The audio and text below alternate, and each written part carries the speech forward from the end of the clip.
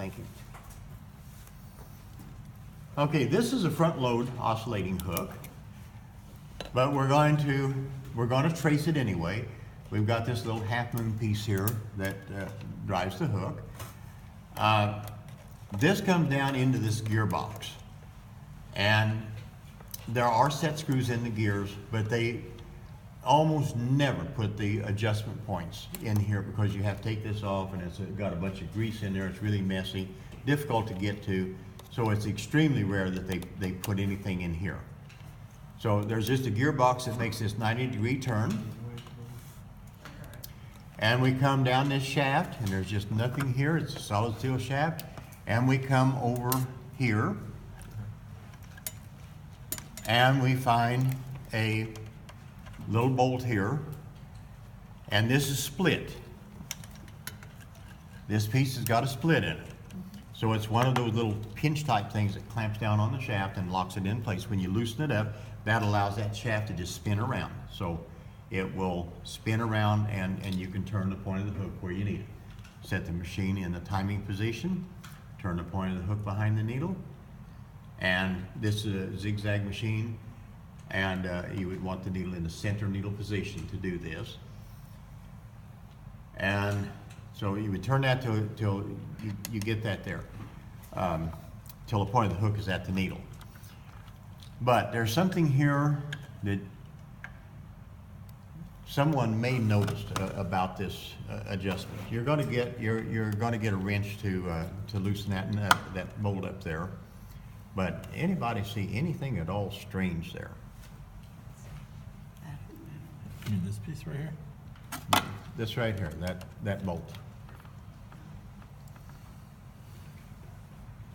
I can't see. Billy, can you get that one? Well, it's got, it's a bolt, so. I don't know, operator, go ahead. See if you find a wrench to fit that. Well, I was looking at the socket. Is that about to get 5 in there, sides? and that was it. And you count the sides on it. I can tell you right now, you don't have a socket in any of your Not a toolboxes that 12 would point fit or that. anything? Okay. Count the number of sides on it. Is it 5? It's five-sided. 6 or 12.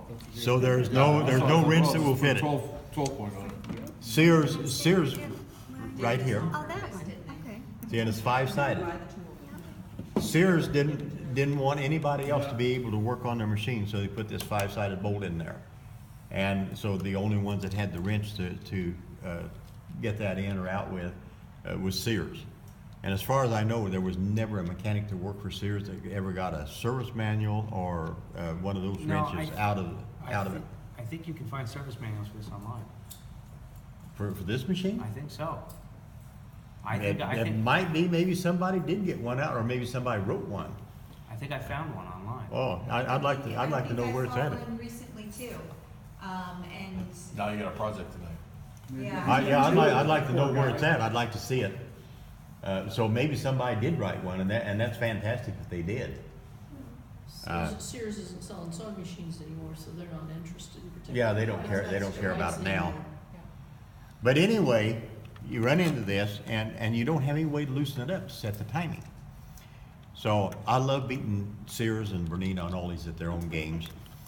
So you can take a Dremel tool with a cutoff wheel, cut a slot in it, Yeah. and now you can use a slotted screwdriver. Or you can get in there with like needle nose pliers or something, and take this out and go down to the hardware store and buy a few of the metric screws that fits it and just put a new screw in it. But usually the quick thing is a Dremel tool, got a slot, and then you've got a way of doing that. I've had 2 or 3 of my students that were machinists that was going to make some of the wrenches, but I don't know if any of them ever did or not. But it's a nice project if you got milling Just machine. take a cheap socket and beat it on and use it and flip it. That might be the easiest. Oh, that's what Harbor Freight tools are for. I've done that one. Or what? Beat it on. I have too. Just, Just yeah. use screwdrivers for chisel.